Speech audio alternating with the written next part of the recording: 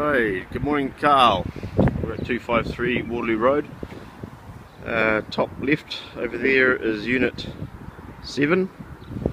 There's a building over the back there. The ground floor of that one is 1 and 2. This here's the third building, fourth building. They're all identical. As you can see, the one directly in front of me with a brand new roof and a good paint job and everything's all tickety-boo.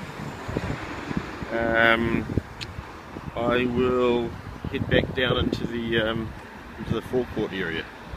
But yeah, so 7 top floor, far building, ground floor 1 and 2. Just to give you a bit of perspective, this is the 8, 7's around there. The building here.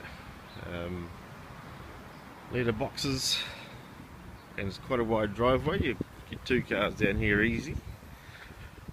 And the area, the shared area, which is all asphalt, is pretty massive.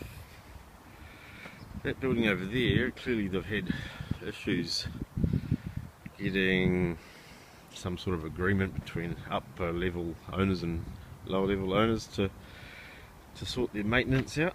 So the upper level's just been probably left alone for 30 years. Maybe by the look of the ground floor, a repaint 20 years ago. Ground floor of this block is 1 and 2, and 7 is up over there. These 2 buildings, exterior weatherboards, pretty good order actually. There's a little bit of flaky paint here and there, but both buildings are pretty much the same. I'd say they were painted together, but this is the sort of paint flake that's about as bad as it gets. For the weatherboards, these green pieces here, the interfloor strips, they're the asbestos sheet that I was telling you about. There's no penetrations, no holes, they're all in pretty good condition. So anyway, I'll carry on. I'm on the roof above number 3 and 4, which is 1 and 2 on the ground floor. See these end 3 troughs are a different type of iron than the rest. Be the same at that end as well, same at all of the ends. But you can see just a bit of surface rust here and there on the general roof area. A little bit worse in some areas, but as you get to the very bottom, because the outside of the building line is about here, and the underside of this iron is the soffit. But as you can see, 4 or 5 inches of just about every trough is rusting out. So, for instance, very difficult to get up here. I had to get a 6.5 metre long ladder to get on the roof, but there's just no way of really fixing it. And the guttering being so full of composting leaves, etc., is certainly contributing to the decay. But that sort of rust that I'm talking about, it's all the way from one end to the other.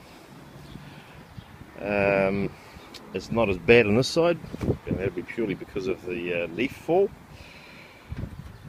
But as you can see over there, brand new roof. So I get a bit nervous when I see a brand new roof amongst 4 buildings the same size. I think really it's probably the destiny for the other 3 roofs is to be replaced at some stage. This is unit number 7, starts kind of there. Same thing, I can see from here, you probably can't, but the very, very bottom edge, there's been a few repairs, a few patches, a bit of silicon, some bits of stuff riveted on here and there, but at the end of the day, that roof there is in sort of similar-ish condition to what this one is.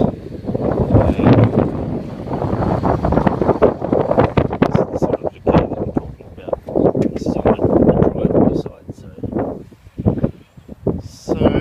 like I say, it's very difficult to sort of do an effective repair. The only thing I can sort of think as a temporary measure is to sleeve it with a piece of sort of flat iron that comes up, but I just don't, yeah, I just can't see really how that would work. So in the meantime, like I say, the outside of the building line is about here, and from here this way, the iron is sort of acceptable.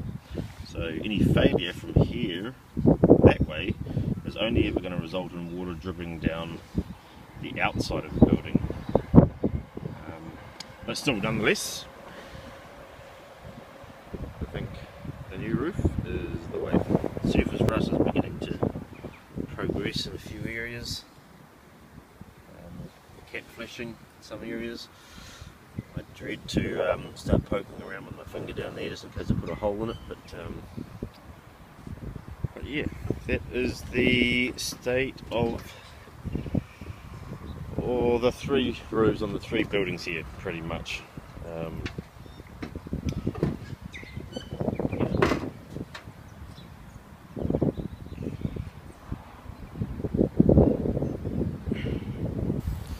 Unit 2. When I was talking to you on the phone, I may have got my 1 and 2 mixed up. So there's 1, 2. There's a common area between the 2, which is also the stairs to upstairs unit, but there's a back door that opens into there. In a nutshell, the issues with the windows are that the fixed pane windows are held in with pieces of timber trim. So there's a piece of timber on the bottom side top that holds the glass in. That piece of timber relies heavily on being super well painted, and when that paint breaks down, water gets down in behind the timber, it rots that piece of timber. It also rots the sill beyond and lets water in and such like. The sill piece up there is about ready to fall off. This one here is in pretty good condition, but there's moss and all sorts of stuff growing out of it. I can't really go too much closer, to be honest. I haven't asked for permission to come here this morning, but I'll just poke my head over the fence.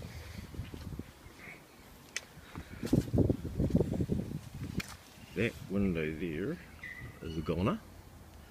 That the mullion, the sill, and the window itself, the whole window basically needs to be ripped out and replaced, and the same with one around the back. And yes, I think there's just 2 windows on this building here,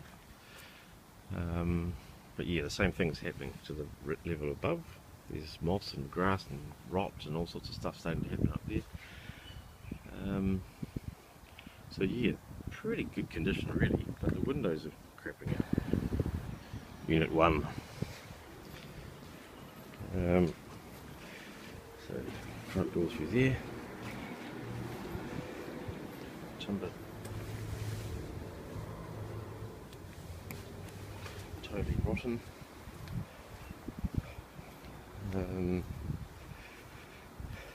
There's been some replacement timber there, rot over there, but only on the trim. This piece of timber trim along the bottom is rotten. The frame of the window is actually pretty good nick, but another piece of rotten timber there. Weatherboards, top to bottom, in just excellent condition. This section here, this is like the roof iron that run vertical.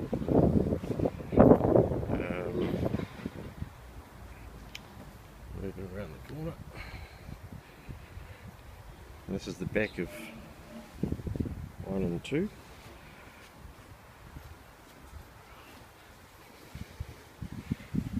Rotten wood. This windowsill here is totally rotten on the inside. A lot of moisture all through the chipboard there. This is unit number 1's bathroom sill and the kids' bedroom. So in behind here is where the shower toilet area, sort of mould growing in the wardrobe. This piece of timber has been replaced once before. There's a piece missing there, and then we get on to unit 2, and that window there is probably retrievable. So it's, you know, like I say, it's just these 1, 2, 3, 4 pieces of timber that are the culprits, but in some instances there's other related decay, sill flashings that have rusted out and such like. And unit number 7, and just seems to be in a whole lot better condition. But if we have a look up on the top floor, same sort of thing. We've got rusted or paint flaking, timber being affected up on that window, and also the street facing one. Too, when it comes to sort of shared areas, the iron that comes down over the entrance to the stairwell, and also the back doors, I suppose, to the front doors, however you like to use them. There's some decay happening down here, a few dents from old car doors and things, I suppose. A little bit of surface rust is starting to form up there, so yeah. Anyway, that gives you a bit of a look. For example, top one, which is number 4, the head flashing is rusting, but probably not to a point where it needs to be replaced, and that piece of timber in there needs to be replaced. That window will be fine. And the same could be said for this one here. Weatherboards, you could go without repainting the outside of these units for another sort of 3 or 5 years, but the windows need to be addressed ASAP. So yeah, this one can be fixed, that one can't be. Around the back here, that one needs to be replaced, and the laundry bathroom on unit number 1 needs to be replaced, but the others can be repaired. So yeah, anyway, that is I'll just pop around to the street frontage of number 7. Hey, this is the back side of number 7. This piece of timber has been replaced once before, but the new piece is now starting to decay. It's the sort of perfect example of the reliance on paint with this particular joinery profile, I guess. There's been some touch-up repainting here and there, but that one's all good. Maybe that piece there has been replaced as well. And then if we go around to the, standing in the neighbour's property, go around to the street face here, the same thing. This piece of timber up there that holds the glass, and that's also been replaced. But yeah, this unit here, number 7, is a cracker. Funny thing, just noticed that this building here has got a different type of window. These windows, even the big fixed pane ones, are all puttied in, a much more resilient sort of scenario, because the putty forms that chamfered drip edge, whereas these, it's just like a block of square timber. Some of them haven't got any sort of chamfer on them at all. So anyway, that's the guts of it. The bathroom in number 1 is a shocker. The kitchen's all good here. The kitchen in number 1's a shocker. The bathroom in number 2 could do with a bit of a tickle up. She's mostly sort of extraction related. Kitchen, bathroom, everything in number 7 is, it's like a neat little apartment. So thumbs up number 7, thumbs down number 1. Number 2 here would not take a lot to get up and running, apart from the fact that there's going to be a couple of windows that need to be replaced, as is with your number 1. And of course, the roof. It's not leaking to the inside. It will start leaking to the inside. Crikey, will it, or will it not? The the iron on the roof is in acceptable condition. It's just that last 4 or 5 inches that's the problem.